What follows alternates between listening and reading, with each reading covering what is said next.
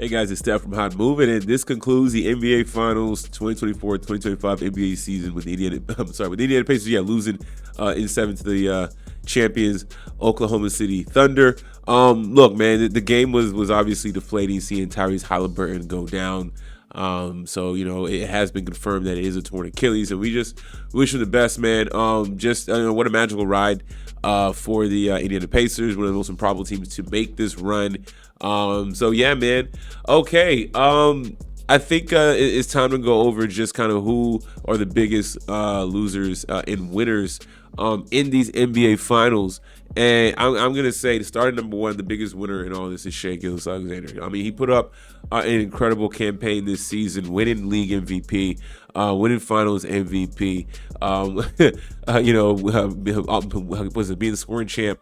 If there's any type of triple crowns or all the awards, and he stacked it all up. And people were making the comparison to Michael Jordan, and I was like, pump the brakes, slow it down. Okay, just got to get that one. Okay, you saw Indiana with Tyrese Halliburton going down, and we don't know what his career is gonna be, but injuries played a major factor. Sometimes can play a major factor in your championship run, and the Oklahoma City Thunder were able to do that. And if they are true marks of a great team, led by Shai Gilgeous, who's now gonna be in the category of Jokic, Giannis. Okay. Those are the guys, right, that we look at in the new NBA. We look at Jokic as one of the best players. We look at Giannis as one of the best players. Now Shai Gilgeous is in that category as a newly minted champion. Secondly, the Oklahoma City GM, I believe his name is Sam Presti, huge for him to architect this type of team. Getting Shea the Paul George trade, so many things to get to this moment, and building out a roster, drafting Chet. Yeah, there was some lead years. Getting Lou Dort, I believe he's an undrafted guy. Okay, smartly signing Caruso, a veteran, savvy defender. Harkenstein, getting him from the Knicks, or when he was whatever it was, he was a free agent.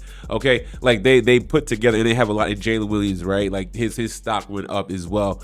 That's another guy on the list. That's a massive winner in all this as well, man. So look, so Shea, big winner. Sam Presti, the Oklahoma City Thunder GM, massive winner. If he lost his NBA Finals, it would have been a huge deal. And he's able to get that done and get that monkey off his back as well. Of course, Mark Daigneault, were the Oklahoma City Thunder head coach. Great job on him. So we'll see if this team can defend.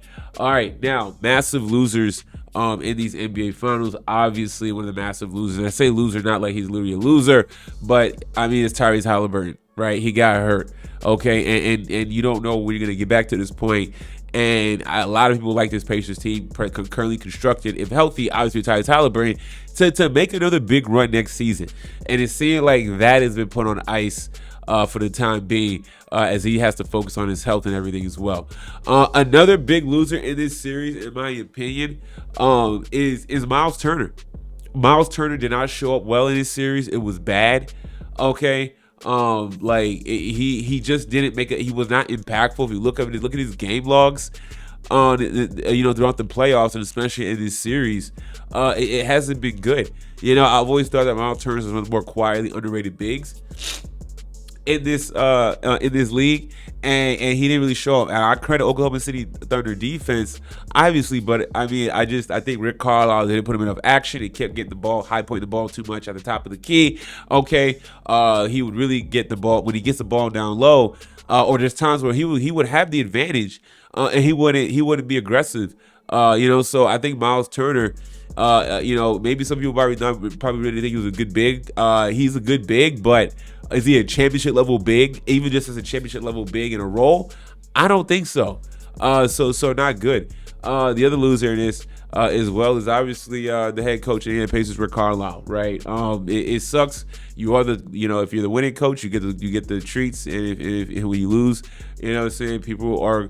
You're just gonna have to have that alien resume. People thought could Rick Carlisle pull this off, and he almost damn near did. And I say loser, not that he's a loser by any means. Again, kind of like Tyrese Halliburton, more so of that. You had a chance to truly validate yourself as one of the elite coaches this game has ever seen if he's gonna pull this off.